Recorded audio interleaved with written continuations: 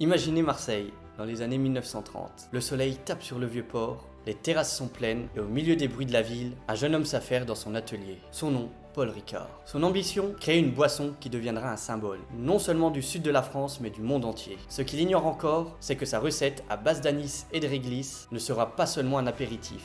Elle donnera naissance à un empire, Pernod Ricard, aujourd'hui numéro 2 mondiaux des spiritueux. Bonjour à tous, dans cette vidéo je vais vous raconter l'histoire fascinante de cette entreprise française. Comment une petite idée née à Marseille est devenue une légende mondiale. Comment Ricard a d'abord affronté son plus grand rival, Pernod, avant de s'unir à lui. Comment le groupe a conquis le monde grâce à des acquisitions stratégiques. Et bien sûr tout ce que cela signifie pour nous, investisseurs aujourd'hui. Allez, installez-vous confortablement, car l'histoire de Ricard, c'est bien plus qu'un simple pastis. C'est une véritable leçon stratégique de marketing et de réussite française. Aujourd'hui, je vais vous raconter une histoire qui commence au cœur de Marseille dans les années 1930. Une histoire faite de soleil, d'anis et de convivialité. Mais aussi de stratégie, de rivalité et de conquête internationale. Car oui, derrière un simple verre de pastis, il y a en réalité l'un des plus grands empires mondiaux des spiritueux. Pernod Ricard, un groupe qui s'est bâti autour d'une petite recette marseillaise pour devenir aujourd'hui le numéro 2 mondiaux derrière le géant britannique Diageo. Dans cette vidéo, je vais vous amener dans un voyage complet. D'abord l'histoire de Ricard, puis sa fusion avec Pernod, ensuite son expansion à l'international, son modèle économique et ses résultats financiers, les défis qu'il doit relever et bien sûr une analyse en tant qu'investisseur. Est-ce une action intéressante à avoir dans son portefeuille long terme? Vous allez voir, cette aventure mélange patrimoine français, stratégie industrielle et perspective boursière. Et restez bien jusqu'à la fin car je vous donnerai mon avis personnel en tant qu'investisseur sur cette action éligible PEA. Marseille, 1932. Le port grouille de vie, les terrasses des cafés sont pleines, et dans cette ambiance méditerranéenne, un jeune homme de 23 ans, Paul Ricard, a une idée qui va changer son destin. Passionné par la distillation, il passe des heures à expérimenter des mélanges d'herbes et d'épices, jusqu'au jour où il met au point une recette qui deviendra légendaire, un mélange d'anis, de réglisse et de plantes aromatiques. Il baptise sa création Ricard, le vrai pastis de Marseille. Ce n'est pas seulement un produit, c'est une révolution. À l'époque, l'absinthe venait d'être interdite et les consommateurs recherchaient un nouvel apéritif. Ricard tombe donc au beau moment. Mais ce qui fait vraiment la différence, c'est la personnalité de Paul Ricard. C'est un génie du marketing avant l'heure. Il choisit des couleurs fortes, le jaune et le bleu, qui évoquent immédiatement le sud et la Méditerranée. Il crée des slogans simples et efficaces comme « Un Ricard sinon rien ». Il investit massivement dans la publicité avec des affiches et des campagnes et même des objets publicitaires qui deviendront cultes. Très vite, Ricard n'est pas seulement une boisson, c'est un symbole culturel. Associé à la convivialité, la pétanque, le soleil du sud, en quelques années, la marque conquiert toute la France. Paul Ricard a réussi à transformer une simple recette en un véritable phénomène national. Attention, Paul Ricard n'est pas seul sur les marchés. Son grand rival s'appelait Pernod. Pernod avait lui aussi sa version du pastis et dans les années 50 et 60, les deux marques se livrent une bataille sans merci. Chacun essaye de dominer les cafés, les bars et les terrasses de France. Cette rivalité est si intense qu'elle marque toute une génération. D'un côté, les pernodistes et de l'autre, les ricardistes. Et pourtant, en 1975, coup de théâtre. Les deux rivaux décident d'enterrer la hache de guerre. Ils fusionnent pour donner naissance à Pernod Ricard. C'est un tournant majeur. Au lieu de continuer à s'affronter sur le marché français, les deux maisons comprennent qu'ensemble, elles peuvent conquérir le monde. Et c'est exactement ce qu'elles vont faire. À partir des années 1980, Pernod Ricard adopte une stratégie très claire. Croître par acquisition. L'idée est simple, pour devenir un leader mondial, il ne suffit pas d'avoir le pastis, il faut couvrir toutes les catégories de spiritueux. Alors le groupe rachète méthodiquement des marques prestigieuses. Absolut en Suède pour la vodka, Jameson en Irlande pour le whisky, Chivas et Ballantine pour le scotch, Martell pour le cognac, Havanas Club pour le rhum cubain, sans oublier le champagne avec Mumm et Pernod. Petit à petit, Pernod Ricard construit un portefeuille de marques mondiales. Aujourd'hui, le groupe est présent dans plus de 160 pays avec un chiffre d'affaires de plus de 12 milliards d'euros. Et ce succès repose sur une idée simple mais puissante, la premiumisation. Autrement dit, monter en gamme, vendre moins en volume mais mieux en valeur pour améliorer à la fois les marges et l'image de marque.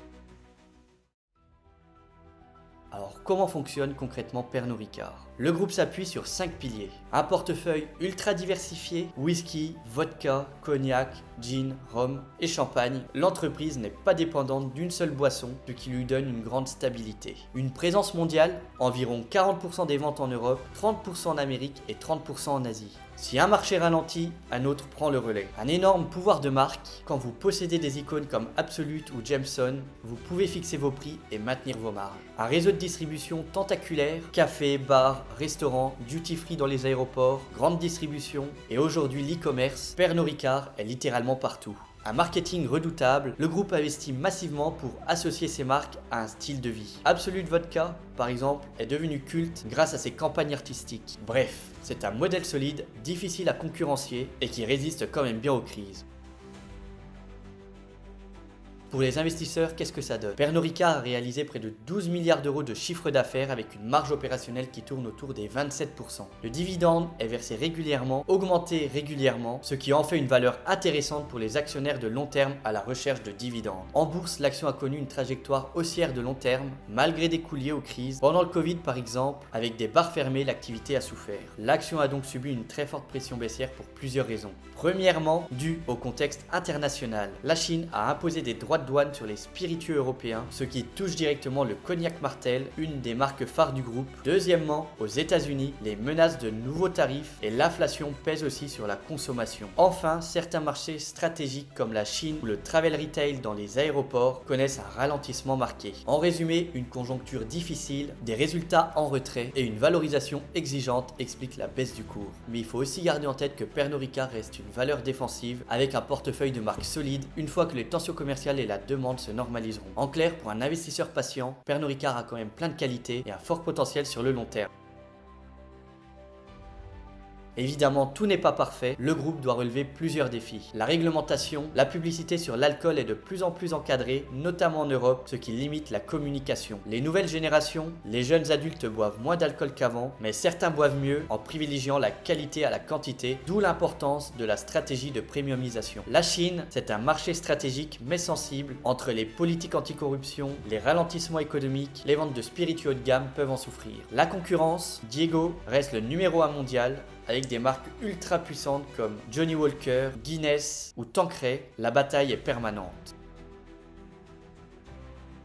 Malgré ces défis, Pernod Ricard a de belles cartes en main pour l'avenir. L'Afrique et l'Asie représentent des relais de croissance majeurs grâce à la montée en puissance des classes moyennes. L'innovation produit est au cœur de la stratégie. Cocktails prêts à boire, spiritueux sans alcool, gamme plus éco-responsable, le digital et l'e-commerce ouvrent de nouvelles voies vers la distribution directement vers les consommateurs. Enfin, la durabilité devient un axe central. Agriculture responsable, bouteilles plus légères, réduction de l'empreinte carbone. Bref, l'entreprise ne se repose pas sur ses acquis et cherche constamment à anticiper les tendances. Alors, faut-il investir dans Pernod Ricard aujourd'hui? À mon avis, c'est une action de fort portefeuille, une entreprise qui offre des marques mondiales, une diversification géographique, un dividende régulier et une forte résilience en période de crise. Si aujourd'hui le marché sanctionne Pernod Ricard, il ne faut pas oublier une chose essentielle, on parle d'un leader mondial dans les spiritueux premium, présent dans plus de 160 pays. Son portefeuille unique lui permet de toucher des consommateurs très différents partout dans le monde, avec une offre qui va de l'entrée de gamme jusqu'à du très haut de gamme. Ensuite, les tendances de fond restent favorables, le marché mondial des spiritueux continue de croître, porté par la premiumisation. Autre atout, le groupe investit massivement dans l'innovation et le digital, que ce soit sur l'e-commerce, la personnalisation des expériences clients ou même la durabilité avec des engagements forts sur le packaging et les émissions carbone. Pernod Ricard prépare clairement l'avenir. Enfin, c'est une entreprise solide financièrement avec un cash flow régulier, une politique de dividendes attractif et une résilience prouvée dans les périodes difficiles. L'histoire boursière montre d'ailleurs que les phases de repli sur ce type de valeur offrent sûrement des bons points d'entrée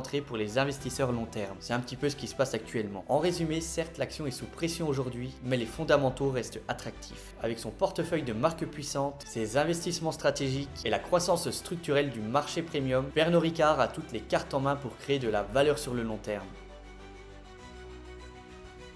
Pour conclure, l'histoire de Pernod Ricard, c'est celle d'une petite recette marseillaise qui est devenue un empire mondial. C'est aussi un modèle de stratégie réussie, de la rivalité avec Pernod à la conquête internationale en passant par une politique d'acquisition ambitieuse. Pour nous investisseurs, c'est l'exemple parfait d'une valeur défensive française, certes en souffrance en ce moment, mais qui continue d'offrir des perspectives intéressantes pour l'avenir. Et vous, que pensez-vous de Pernod Ricard? Est-ce une action que vous avez déjà en portefeuille ou bien est-ce que vous préférez d'autres acteurs du secteur comme Diageo, Campari ou Rémy Cointreau?